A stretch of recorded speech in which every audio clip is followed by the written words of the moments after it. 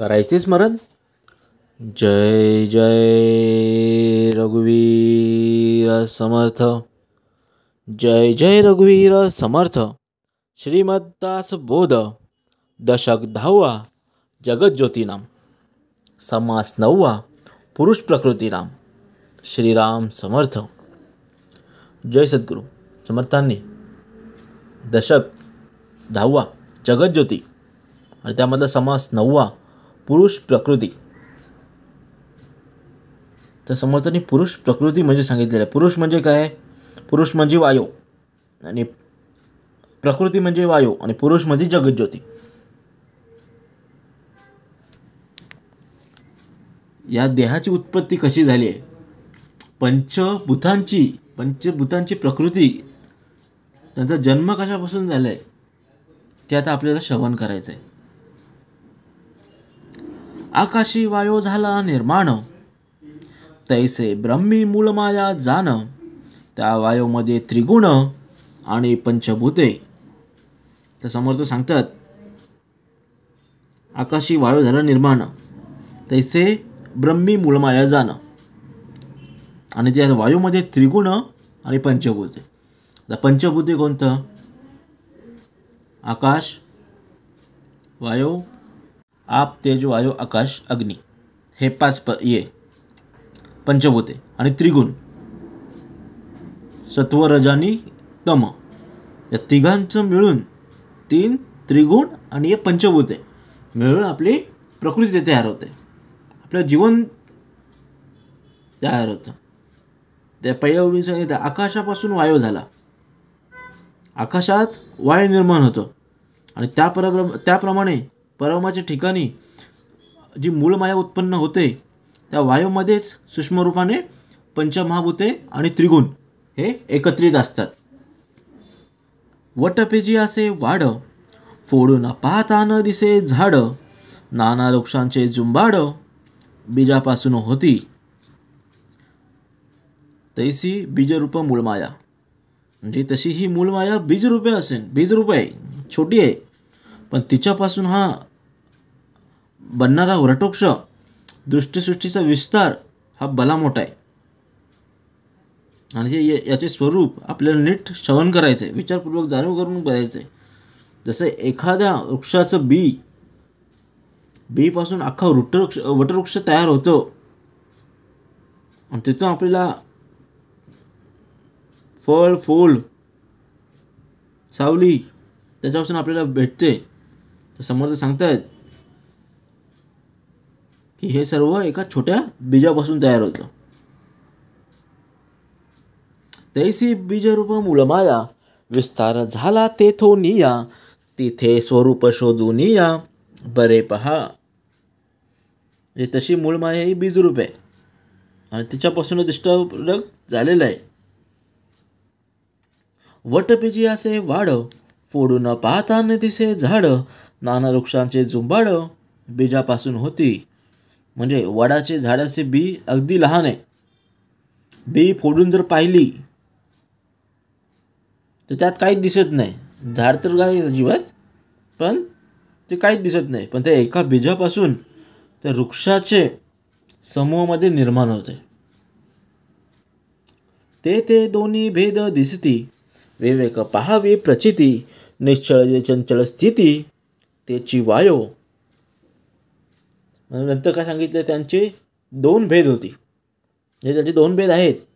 त्यांची प्रचिती विवेकाने घ्यायची आपल्याला. आणि ते निश्चळ स्वरूपात जी चंचल याच्यात निर्माण होते तोच वायू आहे. वायू आपल्याला दिसत नाही पण जाणीव होते, समोर सांगतात. आणि तो म्हणजे खरं वायू आहे, चंचल असतं. तयामध्ये जाणीव कळा, जगज्योतीचा जिव्हाळा. वायू जाणीव मिळून मेला, मूळ माया बोलीचे. म्हणजे त्यामध्ये जी जाणीव असते ते जगज्योतीचे अस्तित्व आहे. आणि वायू आणि जाणीव हे दोन्ही मिळून मूळ माया तयार होते. सरिता म्हणजे बायको भासे, ते पाहता पाणीचं असे. विवेक हो समजा तैसे, मूळ मायेसी. म्हणजे सरिता म्हणजे काय समजतात, कोणी स्त्री नाही आहे. सरिता म्हणजे नदी, पाणी. आणि त्याचप्रमाणे मूळ माया हा शब्द उच्चारल्यानंतर बाईची कल्पना येते. ही खरी पण विवेक माणसाने नीट विचार करून त्या मूळ मायाचे स्वरूप जाणून घ्यायचे. वायो जाणीव जगज्योती, तयांसी मूळ माया म्हणती, पुरुष आणि प्रकृती याचेच नाव. समर्थांनी सांगितलं वायो आणि जाणीव म्हणजे जगज्योती, आणि हे सर्व मिळून एकत्रितपणे त्यांना मूळ माया असं म्हटलेलं आहे. आणि यालाच खरं म्हणजे पुरुष आणि प्रकृती असं म्हटलेलं आहे. मूळ माया म्हणजे पुरुष प्रकृती. पण मूळ माया म्हणजे काय? वायू आणि जाणीव. वायू म्हणती प्रकृती आणि पुरुष म्हणजे जगज्योती. पुरुष आणि प्रकृती याचेच नाव. समर्थांनी सांगितलं आहे वायू म्हणजे जगज्योती आणि मूळ माया म्हणजे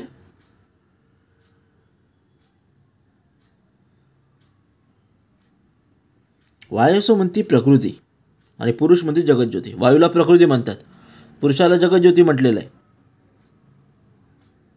म्हणजे जाणीव. आणि या प्रकृती, वायू आणि जाणीव, प्रकृती आणि पुरुष यांचंच नाव शिवशक्ती असं आहे. म्हणजे वायू आणि जाणीव. वायू जाणीव निशेष त्याची प्रकृतीमध्ये पुरुष या गोष्टीचा विश्वास धरिला पाहिजे.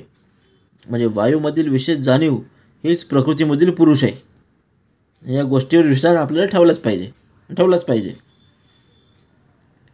वायू शक्ती जाणीव ईश्वर, अर्धनारी नटेश्वर, लोक म्हणती निरंतर येणे प्रकारे. म्हणजे वायू शक्तिमय तर ईश्वर जाणीवमय आहे. आणि ही जर वायू आणि ईश्वर दोन्ही एकत्र आली, शक्ती आणि जाणीव एकत्र आली, तर त्याला अर्धनारी नटेश्वर असं संबोधलेलं आहे. आणि हे निरंतर आहे. वायूमध्ये जाणीव गुण त्याचे ईश्वराचे लक्षण, तयापासून त्रिगुण पुढे झाले. म्हणजे वायूमध्ये जे गुण आहेत, जे जाणीव गुण आहे ते ईश्वराचे लक्षण आहे. आणि त्याच्यापासून पुढे त्रिगुण उत्पन्न झाले, 3 गुण उत्पन्न झालेले आहेत. तया गुणामध्ये सत्वगुण, निश्चळ जाणीव लक्षण, त्याचा देहधारी आपण विष्णू झाला. आता पुढे आपल्याला सांगितलेले आहेत त्रिगुण कोणते आहेत? सत्वगुण, रजगुण आणि तमगुण. ठीक आहे. तर आता समर्थांनी सत्वगुणाची पहिली पायरी सांगितलेली आहे. त्या गुणामध्ये सत्वगुण, निखळ जाणीव लक्षण, त्याचा देहधारी आपण विष्णू झाला. आता भगवान विष्णू यांचा जन्म सत्वगुणामध्ये झालेला आहे. जो खरं तो त्रिगुणापैकी जो शुद्ध गुण मानलेला आहे तो सत्वगुण आहे, जाणीवेचं लक्षण आहे. आणि त्याचा देहधारी म्हणून तो विष्णू जन्म जाणावा. आणि त्या गुणामध्ये भगवान विष्णूचा जन्म झालेला आहे. त्याचा अंश जग चाले, ऐसे भगवद्गीता बोले, गुंतले त्याची उगवले विचार पाहता. तर समर्थ सांगतात या सत्वगुणामध्येच, त्याच्या अंशानेच, भगवंताच्या अंशाने, सत्वगुणानेच हे सारे जग चालतंय असं भगवद्गीतेत सांगितलेलं आहे. आणि दृश्यामध्ये गुंतल्यामुळे शुद्ध जाणीवेचा हा अंश म्हणजे अहम ब्रह्मास्मी लोप पावतो आणि सारासार विचाराने तो प्रचितीला येतो. येथे जाणीव वाटली, प्राणी मात्रांचं विभागली, जाणो वांचवली, सर्वत्र काया. म्हणजे ती शुद्ध जाणीवच सर्व प्राणी मित्रांमध्ये विभागलेली आहे. आणि त्या जाणीवेच्याच योगानेच सर्व प्राणी आपल्या देहांचे संरक्षण करत असतात. तयाचे नाव जगत ज्योती, प्राणी मात्र तिचे न जिती, याची रोकडी प्रचिती प्रत्यक्ष पहावी. समर्थ सांगतात ते जगज्योती कशाला म्हणायचं आहे? त्या शुद्ध जाणीवेचे नाव जगज्योती आहे आणि तिच्या योगानेच सर्व प्राणी मात्र जगत असतात आणि याचा प्रत्यक्ष अनुभव आपल्याला नेहमीच येत असतो. आपण जे श्वास घेतोय हे सर्व आपल्याला जे समजतं दिसत नाही आहे पण आपल्याला कळून येतं आहे, हे सर्व जगज्योती आहे, शुद्ध जाणीवेचे लक्षण आहे. पक्षी श्वापद किडा मुंगी, कोणी एक प्राणी जगी, जाणीव खेळे त्याच्या अंगी निरंतर.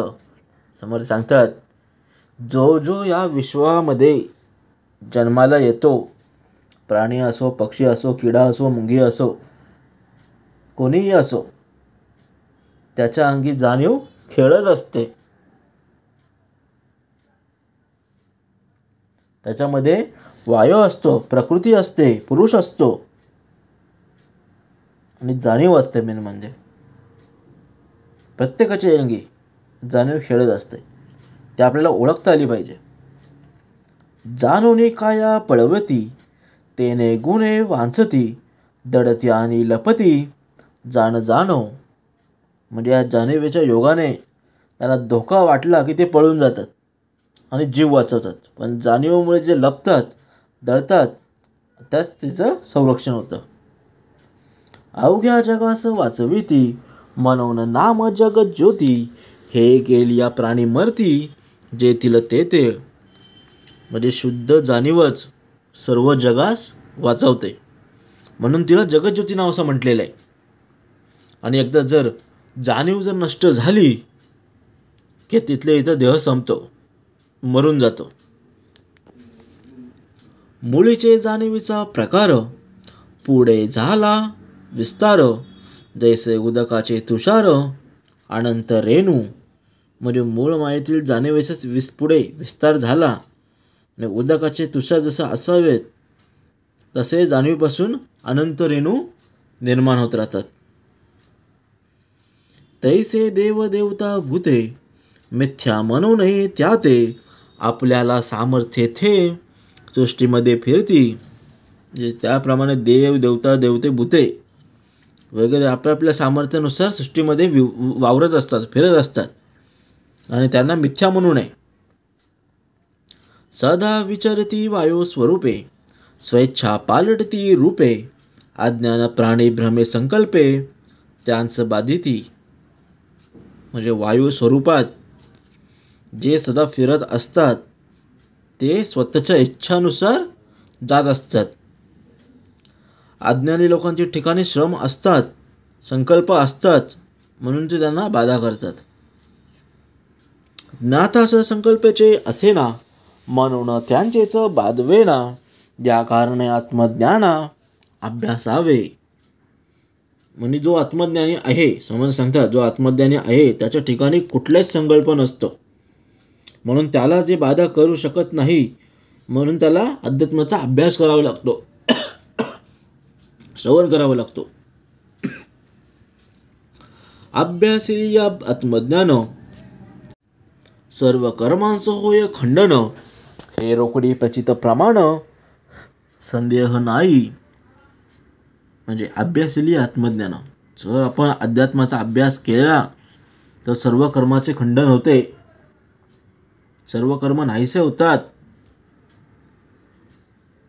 आणि ही प्रचिती आहे, रोकडी प्रचिती आहे. समर्थ सांगतात त्यात संदेह नाहीच, संदेहाला जागाच नाही आहे. फक्त आत्मज्ञान जोपासता आलं पाहिजे. ज्ञानविन कर्म विघडे, हे तो कदापि न घडे, सद्गुरुविन ज्ञान जोडे, हे या गठीत. ज्ञानविन कर्म विघडे, जर ज्ञानाशिवाय कर्मफळ कदापि नष्ट होत नाही. त्याचप्रमाणे सद्गुरूशिवाय ज्ञान झालं असं कधी घडू शकत नाही. म्हणून सद्गुरू करावा, सत्संग शोधून धरावा, तत्विचार विवरावा अंतर्यामी. म्हणून सद्गुरूंना शरण जायचं आहे, शरण जावे, शोधून सत्संग करायचा आहे. मग काय होतं, अंतर्यामी सतत विषयाचे मनन आणि निजध्यास करावे आणि संतांना शरण जावे. तत्वे तत्व निरसोन जाता आपलं आपणची तत्वता अनन्य भावे सार्थकता सहजची झाली. तत्वांचे निरसन झाले की आपण केवळ आत्मरूपाने ओढतो. अजाशी अनन्य भाव ठेवल्याने स्वस्वरूपाने भाव येऊन साहजिकच सार्थकाची करते. विचार न करिता जे जे केले ते अवघे व्यर्थ गेले. मन विचारिता प्रवर्तले पाहिजे आधी. म्हणजे विचार न करता जे जे करावे ते चांगले होत नाही, म्हणून ते व्यर्थ जाते. म्हणून सर्वप्रथम विचाराच्या ठिकाणी प्रवृत्त झालं पाहिजे.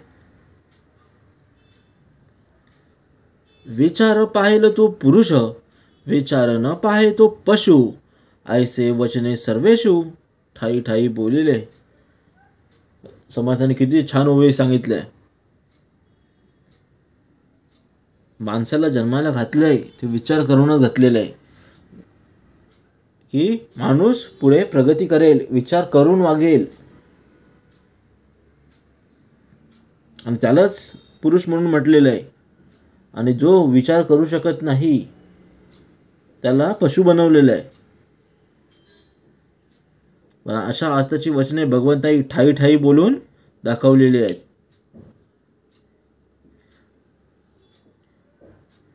सिद्धांत साधाया कारणे पूर्वपक्ष लागे उडवणे. परंतु साधका निरूपणे साक्षात्कार. म्हणजे सिद्धांताचा निश्चय व्हावा म्हणून प्रथम पूर्वपक्ष मांडलेले आहेत आणि त्याचे खंडन करावे लागलेले आहे. पण साधकांनी चर्चेच न गुरफटचा आत्मसाक्षात्कार करून घ्यावा.